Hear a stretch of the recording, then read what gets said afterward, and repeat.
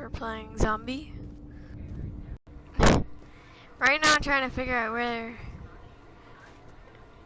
looking for the way to exit this area. Yeah. It's a joy. I can see what you're doing. Go back to the main room and look at the monitors. Alright, I gotta go. You see, the last person I tried to help went outside without the pad, and look how that ended. But there is something else you can use. That backpack is a bug out bag, see? You need it and what's inside. Okay.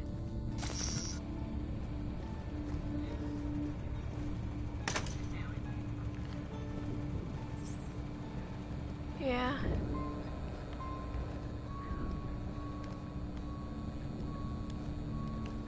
Interesting.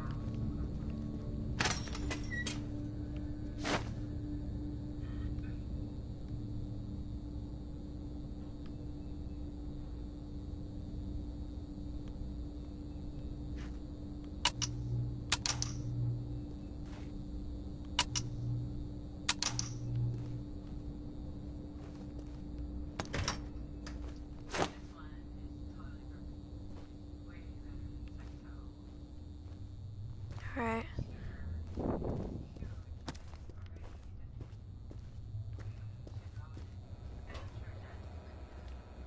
Yeah.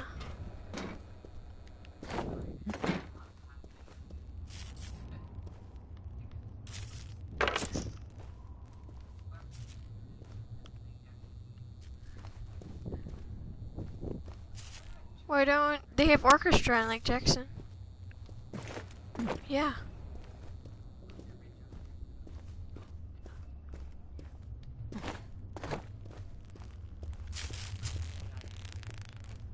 They even have cello.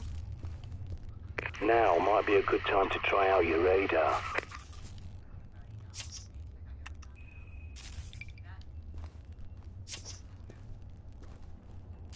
No, there's something there.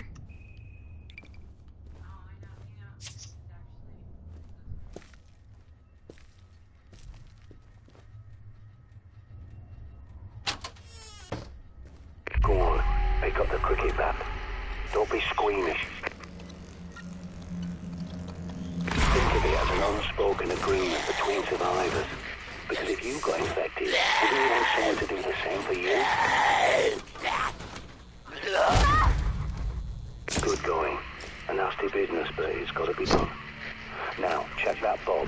As I recall, there's a pistol and ammo you're definitely gonna need.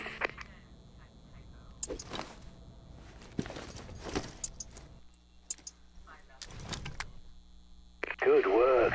You've got to keep this place clean if you want to survive. There's 5 bathrooms, but no bathrooms. Decision making goes to pieces. Don't neglect your sleep.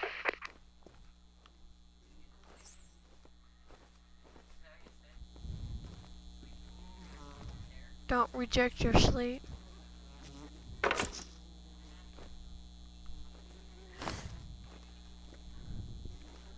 I'm actually pretty curious how this guy died.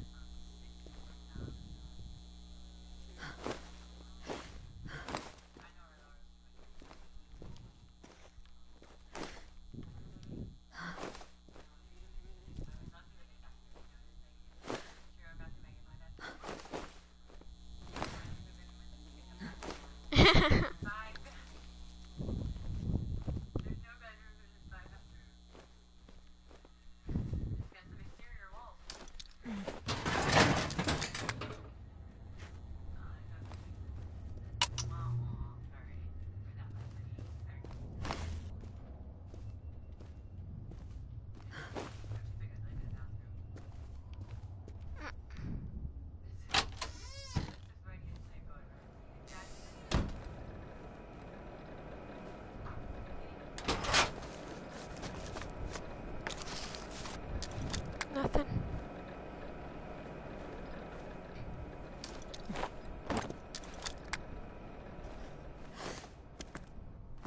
I have a feeling something's about to jump out at me.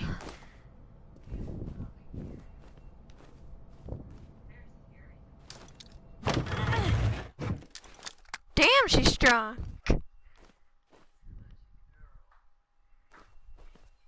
It's obvious she's a girl too. Look at her hands.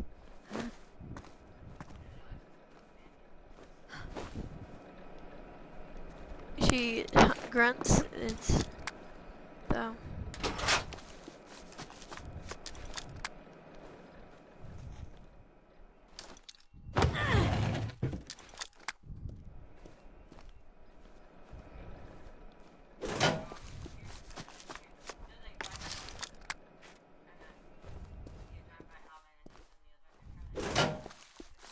the fuck? You'll be like, what?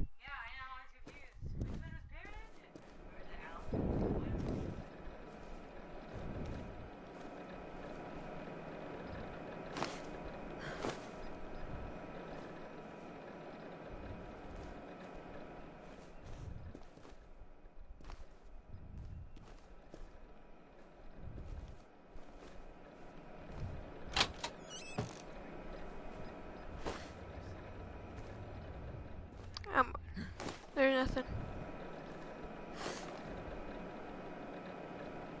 No. There's a map right there. But the map's right there. It's the same map.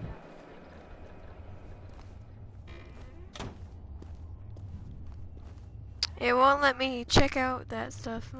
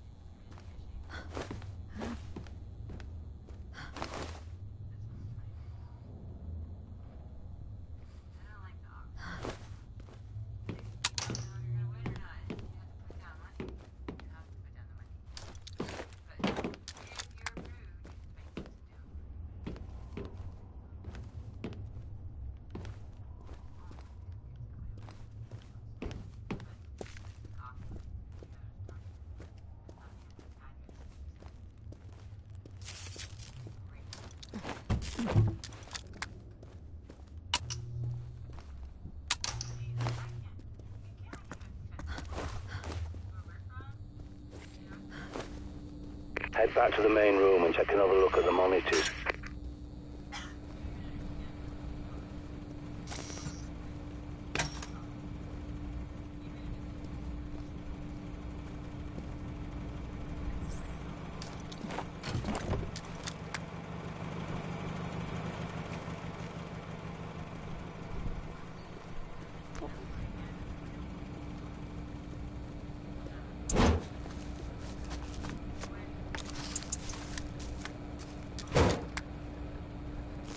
They're hooked into CC London. This one's from a supermarket near you. But the more eyes you have, the better. There's more cameras at that location, so I'll walk you through hacking them. People think CCTV cameras are secure, hardwired to police HQ. But they're wrong. I was a Royal Signals boy in the army. I can teach you a thing or two about secure comms. Time for your first field trip. Those cameras won't fix themselves, and you need to do a little shopping.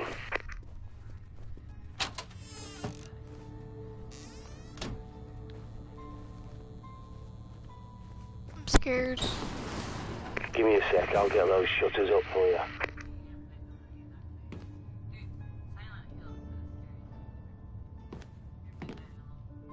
No. Oh yeah. Once.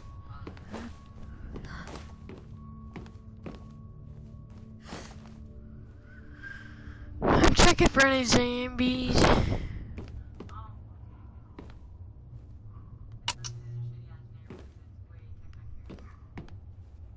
You can't crouch in this game except for going under. Yeah, you can't, which would totally suck.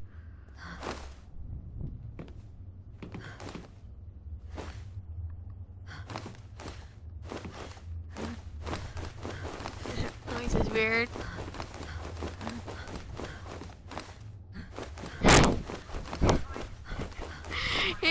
Her breathing sounds wrong.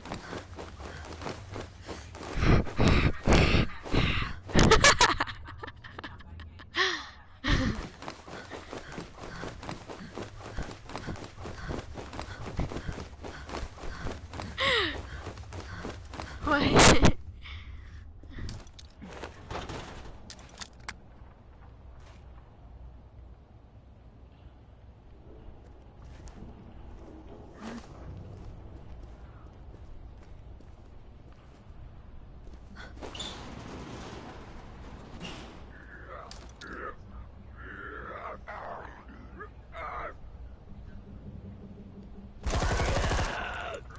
Shit, you've got incoming. Check your radar.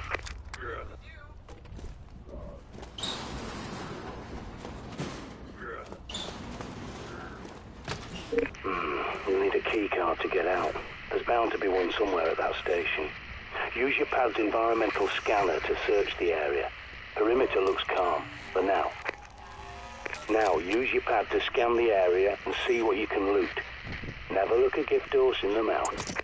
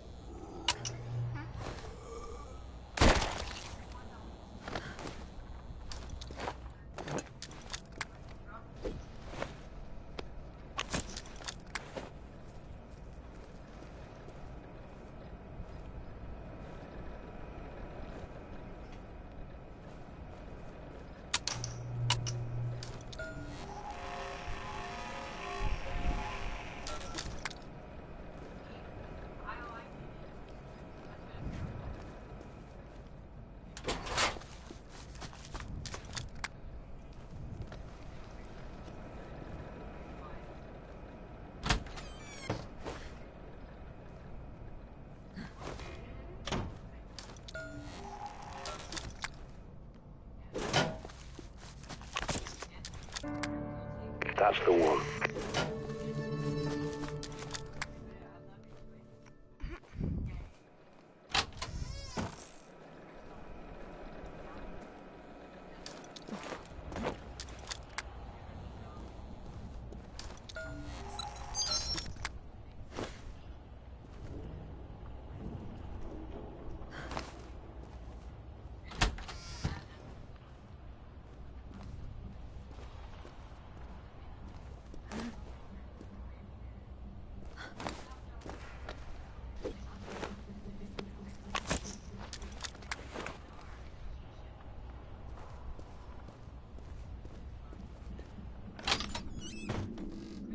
This safe house is my handiwork.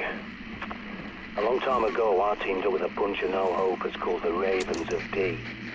I helped them fortify places like this, because we knew this was coming. Around this time, usually 300 zombies come down the hall.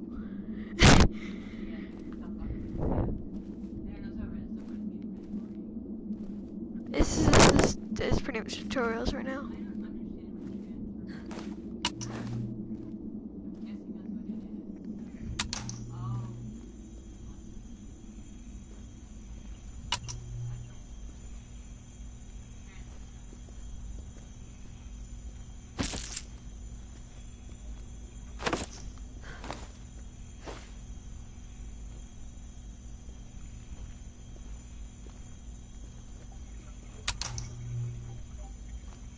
That's just creepy. You just turn on the light and there's like a human body right here.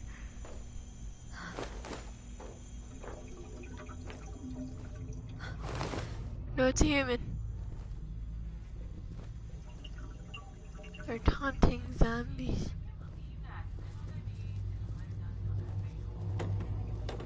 There's hardly any zombies in this game so far.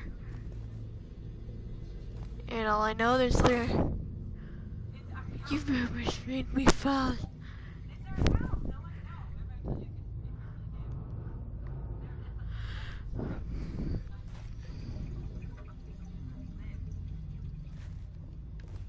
Where all the Muslims lived? Two.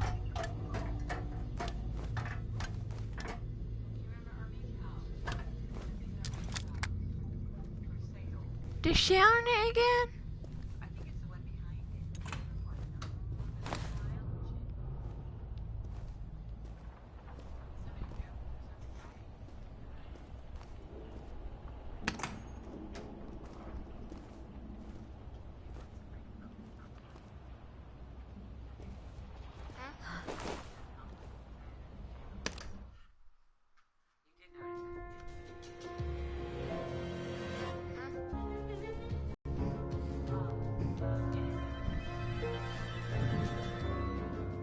Jesus, this looks like Ruth from that, Ruth from what's it called, this one show. John D predicted the I swear, every time it says scan, I think it says scary. And he saw plague victims in his own lifetime. Even tried to find a cure, the panacea. But it's a myth. You can see as well as anyone. There's no cure for this. Really?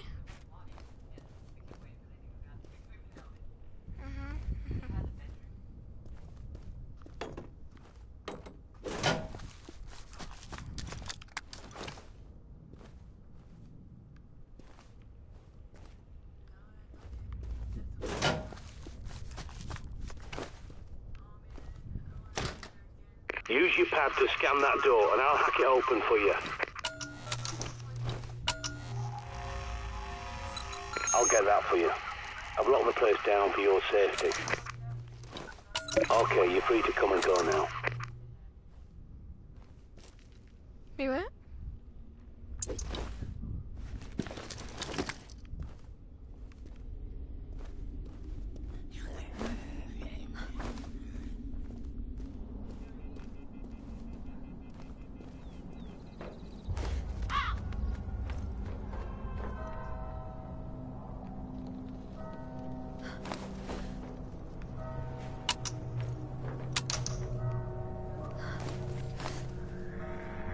Scan every CCTV junction box you locate so I can hack it and bring those cameras back online.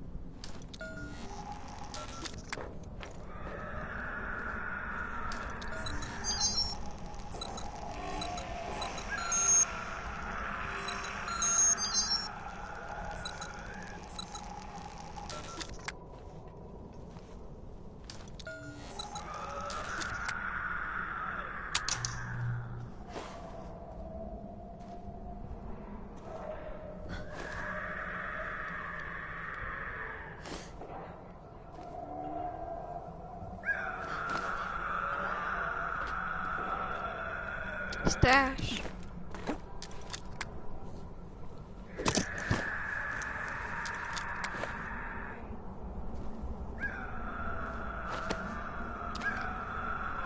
The teddy bear.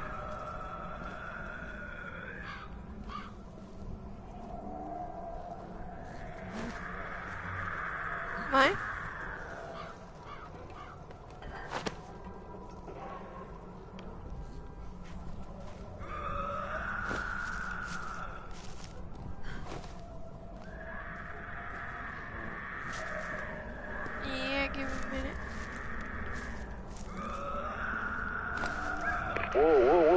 sure you're ready to face down a bloody horde? It's your life.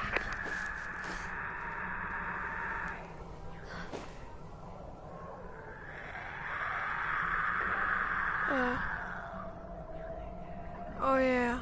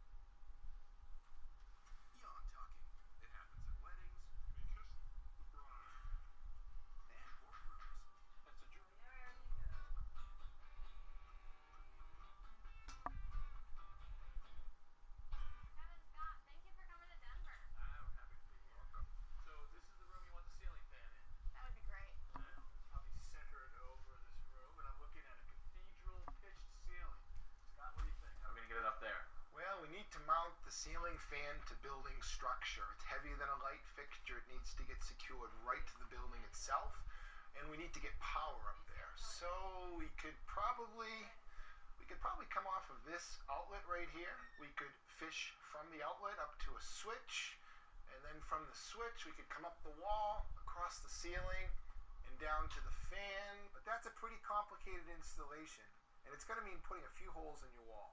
Are there any other options? You don't want all those holes in your house. There is. There's another option. We could put the fan on a remote control. It's wireless. We could attach it down here someplace so you can control it in the space that you're in. So we'd have one less hole. We wouldn't have a switch in the wall. Would it also mean less fishing of wire? Less fishing. There's no wires down here at this location. We could come across at the easiest spot, which looks like up in the loft. Bring power to the fan and should be good. We'll see what kind of power source we got up here. All right. All right, so we are looking for any power up here, and I already see some outlets on this wall. In fact, they wrap around the entire room, and I've got two on this knee wall. You want to tap into these? We could, Kevin, but right here we have a switch box that most likely has power in it. We could fish right up this wall, into the ceiling, across to you, right down to the fan. Okay. But I don't have any attic access. How are you going to get a wire up and over? Isn't that going to be a mess? We can. Let me show you. Whitney, this is your ceiling and how it's framed. Outside we have the roof, we have our roof rafter, and below we have our drywall, which mounts directly to strapping, which mounts perpendicular to the roof rafters. And that strapping mounted to the roof rafter gives us a little void, would allow us to snake the wires from one end to the other without any obstructions. The other area that we have is a rafter bay, which allows us to fish the wire down that bay endlessly right to your fan with no problems. So it's really not a problem fishing wires up here in the ceiling, but there are two choke points. There are. When I change directions, I need to cut an access point. And that access point allows me to pull the wire out, go the other direction. Right. And then the second choke point is actually getting the wire into the ceiling assembly. Because remember, here's that light switch box, right? So you've got to come up from there. That's correct. We have to come in out of the light switch box. We have to drill through this top plate. Every wall has a top plate that mounts directly to the ceiling. So what we need to do, we need to drill a hole. We're going to come in at an angle, and that'll allow us to get into the ceiling bay, and we can do our fishing in any direction like we talked about. So let's shut down the power and get working on that box. Do it.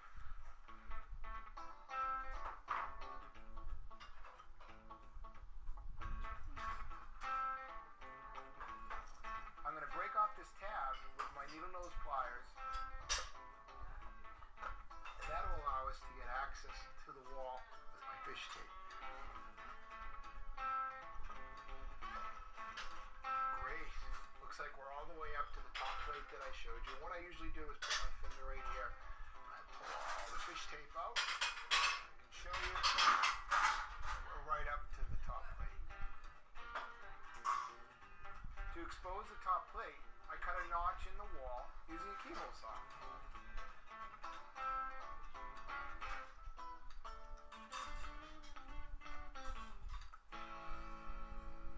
Alright, so what we have here is the top plate right here, and this white pipe is a PVC vent pipe from down below, from your kitchen. So what we're going to do is we're going to sneak the drill right in through here and drill to the other side to get into the ceiling.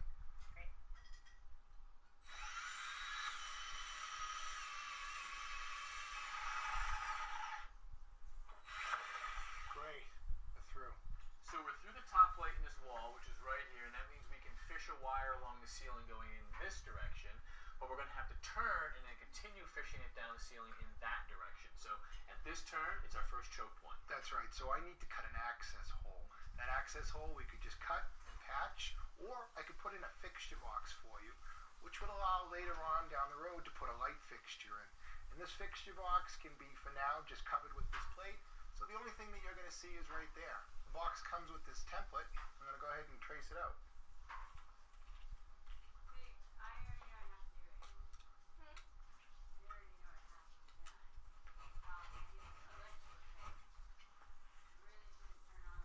Beautiful. All right, before I install the box, let's run some wire. I'm going to run this 14 gauge wire with 3 conductors to the new electrical box. Bare copper wire, the white is the neutral, the black will serve as the HUD, and the red will act as a switch light, which will control that future light fixture. So the first thing we need to do is get this wire up to the first access point. Fish. So I'll take the fish tape here. We'll go ahead and put it right into the top hole of this box right here. And we should look for it right up top.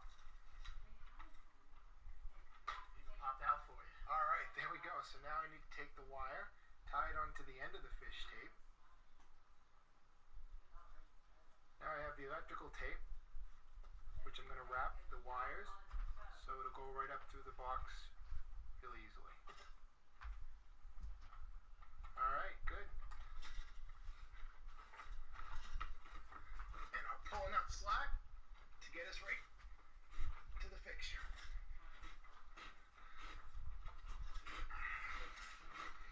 Alright, I think that's plenty. Alright. I'll get the end of the fish tape for you. Alright, now I'm going to go ahead and insert this into the hole that we drilled in the top plate.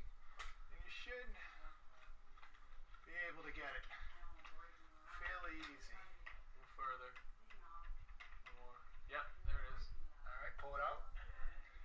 And you can go ahead and pull it all the way through. And there's the wire. There you go. Alright, so now we're good to that point. We'll go ahead and snake the wire down to the fan location.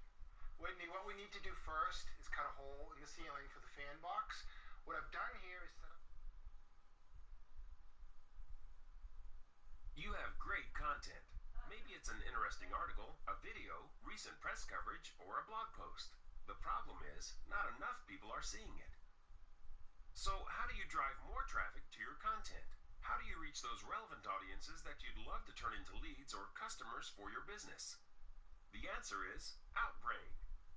Outbrain Amplify puts links to your content on the largest and most respected sites on the web, publishers like CNN, Time, and Mashable. As people read articles or watch videos on these premium sites, they're shown links that recommend your content. They click on the links, and they arrive at your content. Presto! You now have quality, engaged traffic. Outbrain gives you total budget control. You set a spending limit as little as $10 a day, and only pay for readers that arrive at your content.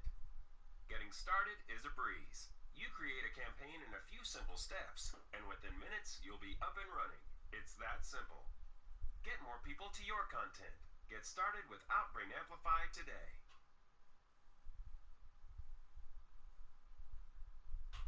Is cut a hole in the ceiling for the fan box. What I've done here is set up some scaffolding which will allow us to work at this height. Next, we're going to go ahead and get a measurement off the wall. Kevin, what do you have for a measurement to the center of that box up there? I've got 77 inches. Alright. Alright, very good. Now we'll go ahead and cut the hole and mount the fan box to the structure. This is a standard light fixture box. Has the small metal tabs and the small screws are made for a regular light fixture. What we're going to use is a fan rated box. It has the same metal tabs for light fixture, however we're going to use these threaded rods that are extra heavy duty to hold the weight of the fan. So what we need to do now is go ahead and trace this out on the ceiling and cut the hole.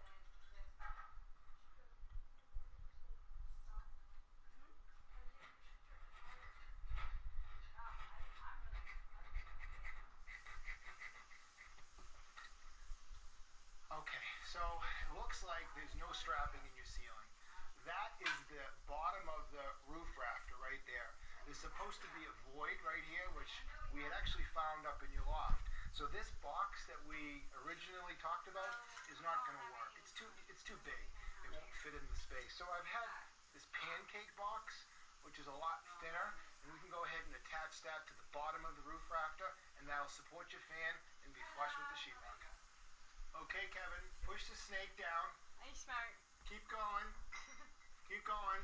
Not yet. Keep going. That's it. Hold it. Hold it. All right, go ahead. Push. That's it. Beautiful. So what I'm going to do is attach this 14-2 wire to the fish tape, and we're going to pull this back to you. Whole thing of it. This wire has only 2 conductors. Because of the remote control, we won't need the third switch-like conductor like we did in the loft. Kevin, go ahead and pull the snake.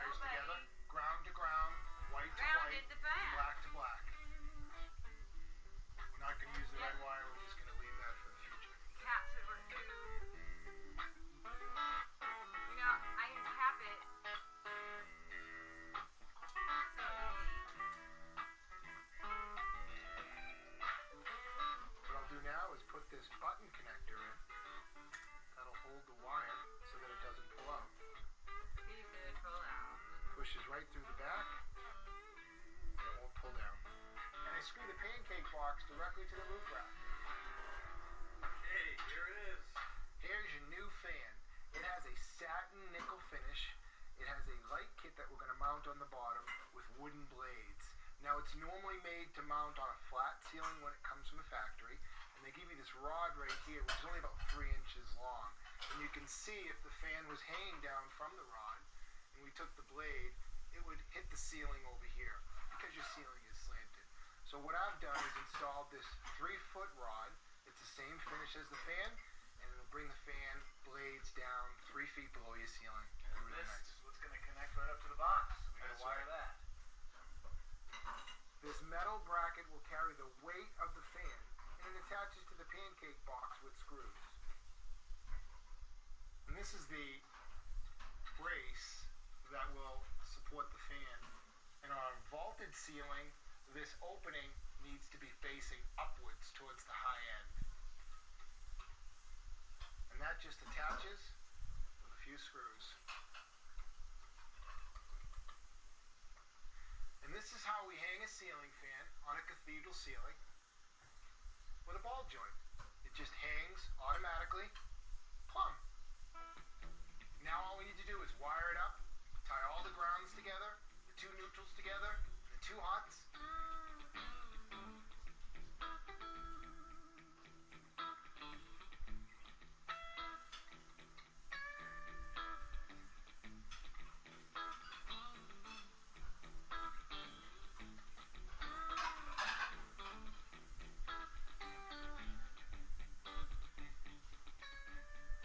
One last thing we need to add to this fan is the light kit.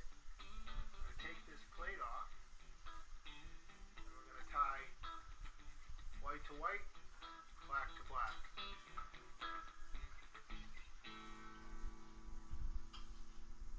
And this is the halogen lamp that comes with it. It's 100 watts, and you can't touch the glass with your fingertips. The oil from your fingers will actually shorten the lamp life.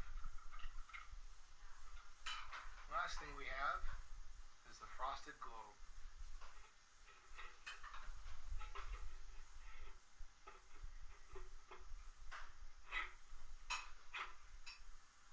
Okay, all the wiring is finished and the power is back on. And we've got the remote. You can control the light and the fan separately. Give it a try. Lights on. Good sign. That's good. Are you guys ready? Fire it up. All right. Thank you so much for coming to Denver and helping me.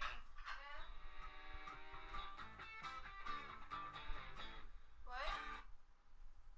Huh? What the hell? Huh? That was weird.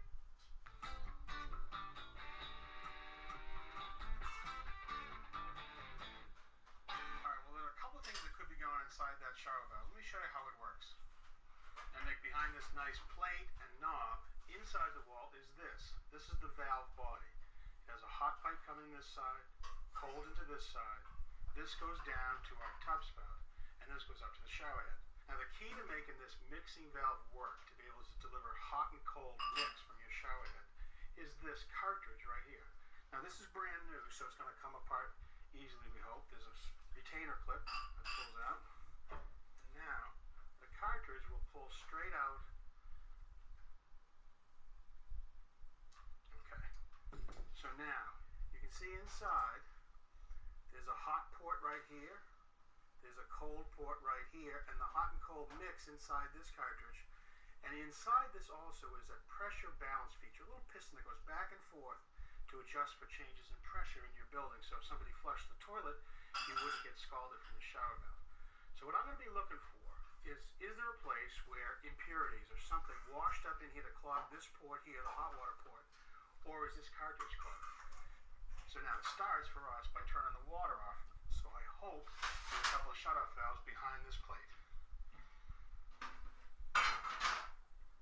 Alright, so there's the handle. Now a good tip is actually to close the drain so no screws go down there. And now we're going to take off the plate.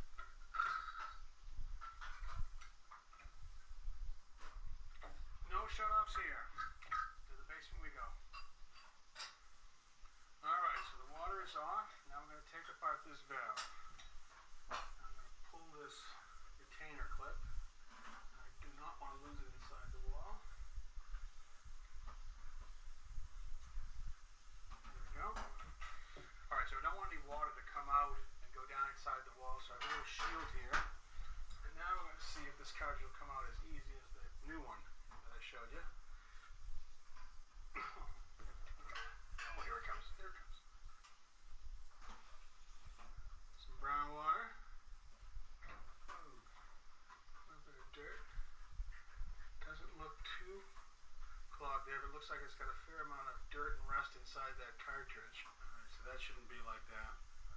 Alright, so what I'm going to do is actually put a new cartridge in. Do that. Actually make it easier for you when you have to change this 15 years from now. Thanks very much. Some waterproof grease. Just on these O-rings.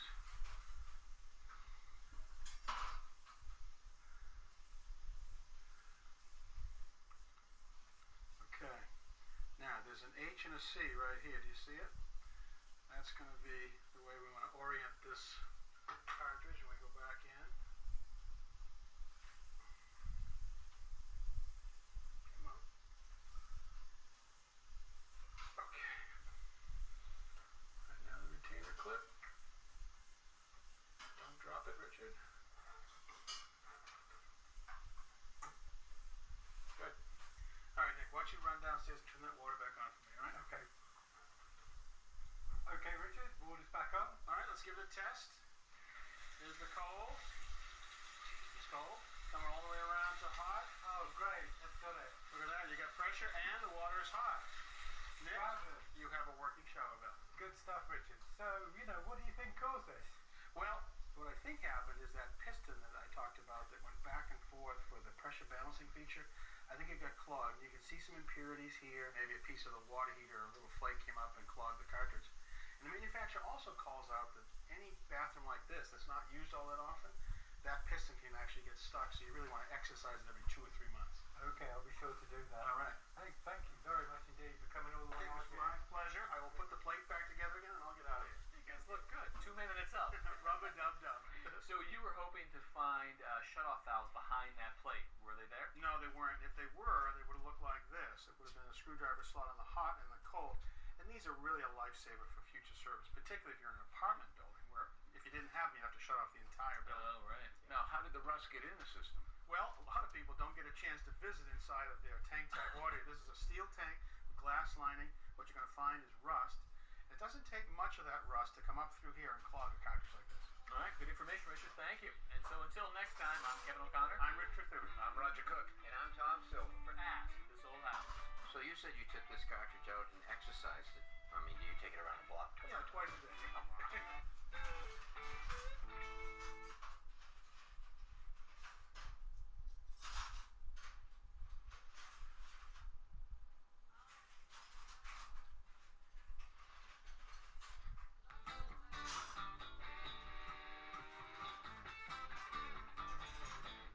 Now, your heating system is a forced hot water heating system. In this case, you've got a convector in each room. Now, a convector has heated water, comes up through a pipe right here, passes through this thin heat exchanger, and heats up the air. These things are fine. We don't have to do a thing up here. All our work's going to be down in the basement. Okay. Now, your heating system has pretty much been the standard package around these parts for the last 60 years. It's Okay. not exactly new technology. This is a gas-fired cast iron heating boiler. There's a burner underneath, and that heats up a big block of cast iron right here that's filled with water. All the flue gas goes up through this pipe right here into the chimney. Now, the thermostat comes on upstairs. It brings on the burner. But it also brings this circulator pump on to send the heated water up through those convectors upstairs. It works. Now, one thing I do notice is right here. This thing is rated for 150,000 BTUs. So what does that mean? It means it's really big. This would be good for a house that's about 3,000 square feet. I have under 1,000. Right. You can actually heat your neighbors, next to your neighbor's house. That's incredible. All right, but that's not unusual. We see this happen all the time. People have tended to oversize to be safe, and that's inefficient. Now, that's for heating of the house. You have a separate system right here for making hot water for the faucets. There's a gas-fired tank-type water heater. Burner right here. Heats up a big tank of water right here, 40 gallons of water. This thing's on 24/7 every day, whether or not you're here or not, to make hot water. The fact is, both of these systems, they work. You have heat, you have hot water. If fuel had to continue to go up, we'd probably just keep doing this way forever. Right. What we want to do today is to eliminate the boiler and the water heater with one device which combines heating and hot water much more efficiently. Say hello to Barry Cullen. Hey, Barry. Hi, how are you? Barry and his crew are helping us with the installation today. What have we got?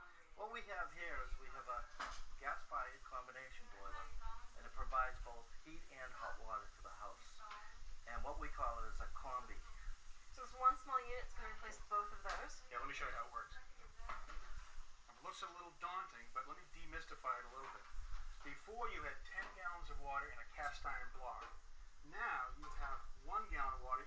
stainless steel block.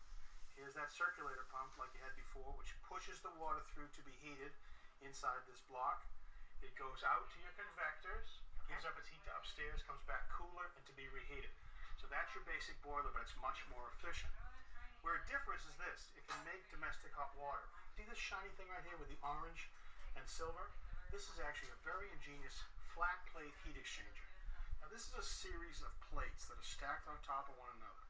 Boiler water goes in this direction through every other plate. Potable water or cold water comes the opposite direction through the other plates. Now the boiler water never touches that potable water, okay?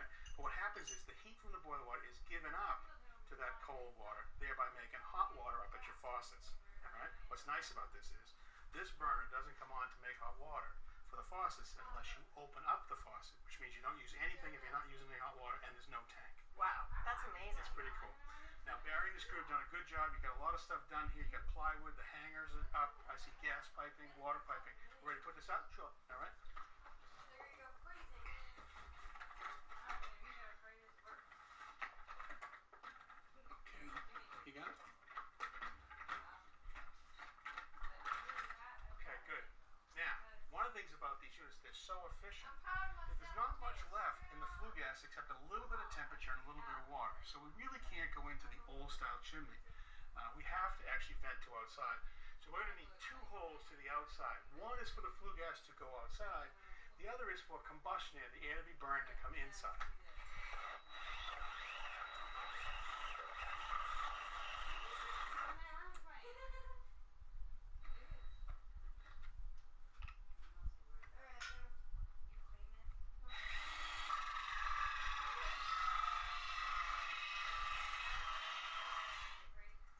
Now we just make up the PVC connections.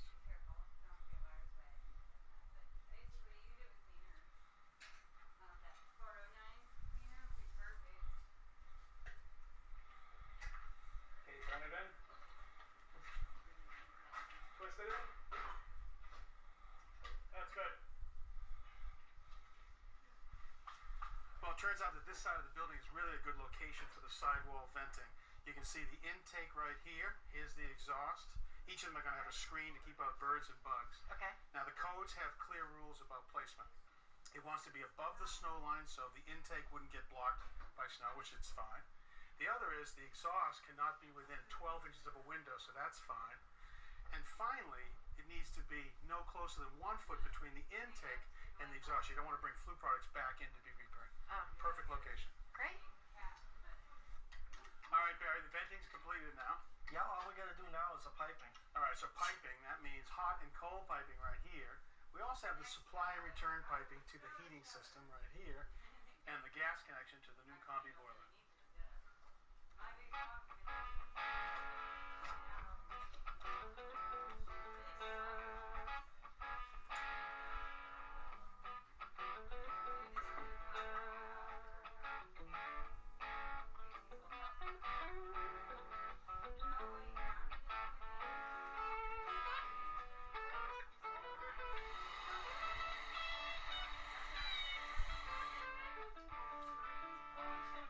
This old boiler, you had one speed. The thermostat would call and you would get 150,000 BTUs of firing power.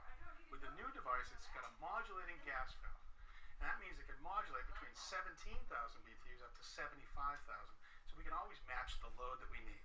So how does it do that? Well, it has an outdoor temperature sensor like this. This will mount on the north side of the building, feed back to the control. It'll watch that temperature on the coldest day of the year. You'll fire it up to full fire, just like the old boiler was, and give you plenty of temperature to go through the convectors. But on the spring and the fall, which is most of the heating season, it says, no, we don't need that much water temperature to still heat the building. And that's where you save the energy. Wow, that's great. All right, Anne-Marie, your new combi boiler is ready to go. You excited? I'm super excited. Now, we've got our vent connections done. Here's the hot and cold that goes out to your faucets upstairs. Okay. Now, this is the supply and return piping. That connects to your convectors, and here's your circulator pump that'll send that heat around. Here's your gas piping. That's all done. And electrical's done as well. Great. So now, anytime we burn gas, normally there's a bunch of water vapor filled with heat that goes up and out of the chimney. This is a condensing boiler. And what that does is it actually extracts the heat out of the water droplets that would have been lost up to the atmosphere, uses it inside the boiler, makes it much more efficient. But we've got to deal with the water that's left over. This is called condensate. You can see right here that it goes to a limestone neutralizer because that condensate can be a little bit acidic. This is a condensate pump to pump that water right over to the sink. But we're ready to go. Clean? Great. Turn on this button right here. All right, Barry, why don't you open up that hot water faucet? Move your screen and clean up. I hear it. I feel it. You got hot water over there? Oh yeah. You have hot water. Awesome. Thank you. And now it's going to be great. You're going to have plenty of heat in your house. honey, You never run out of hot water, and you're going to save a ton of energy. Oh my gosh. And you know what else I'm realizing? This is all of my mechanicals. That's right. So now my little house just got a little bit bigger. That's right. Let's get this out of your way. Great. All right. See you later, Anne-Marie. Thank you so much. Bye bye. Bye. This needs to be washed. You know, it seems like a nice little machine. I mean, we're talking efficient, compact. You get two devices turned into one. Yeah. Why is it in everybody's house? Well, everybody wants this. One appliance that can do both heating and hot burn water. But it has a limitation, and that's really the size of the house. If the house is too big, you don't have enough available power. The other is domestic hot water. If you've got a really big tub, 80 to 100 gallons, this might not fill it at the speed you'd like it to be filled at. But you could take a shower all day long. You could. That's one of the great things about this. Now, can it heat the Otherwise it house wouldn't and hurt. produce domestic hot water at the same time? Technically, no. In the normal mode, this unit is going to try to heat the building. And so the water will leave this heat exchanger, go through this pump, and go out to the system right here. Now, if you open up the faucet, there's a system on my phone. that divert the water through this valve, through that heat exchanger. Now it's going to heat up that hot water, and it's going to give domestic hot water. Well, we got a good start today. We got Leave it on for 10, 12 prospects on houses. Notice it. Found out we can move in to this blend program for $100 bucks. My credit just has to be awesome. It's almost awesome. And I'm really tired of you leaving cups on the ground.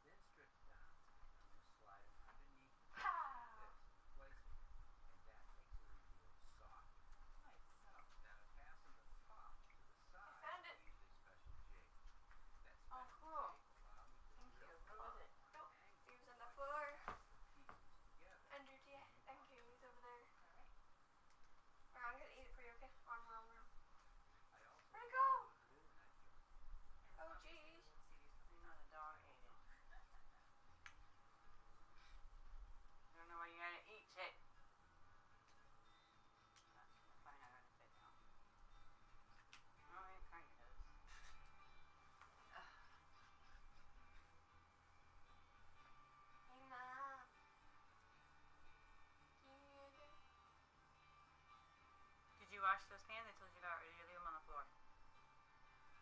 Alright, let me show you what I want to do. I want our mantle There's one in the oven too.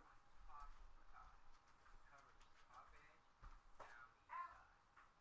That's why I cut a wrap up each side and across the top with my router or straight edge straight cutting bit. Alright. Alright, now when we place the mantle on top of our flint block, we center it. See, we have a nice straight edge along the top and the side. Beautiful. Alright? Now we have to do a filler on each side. Cut a filler strip there and attach it. Perfect. Alright, I ripped down 2 fillers, one for each side of the back of the mantle. Notice one is really thick and one is really thin. That's a huge difference. Well, it's an old house and the walls are usually crooked, so it's pretty common. We want to make sure that That's so cool. I got it all perfectly ready, man. now I'm just going to I could finish it if I had. See, I just can't. There's no way I'm gonna put something up without it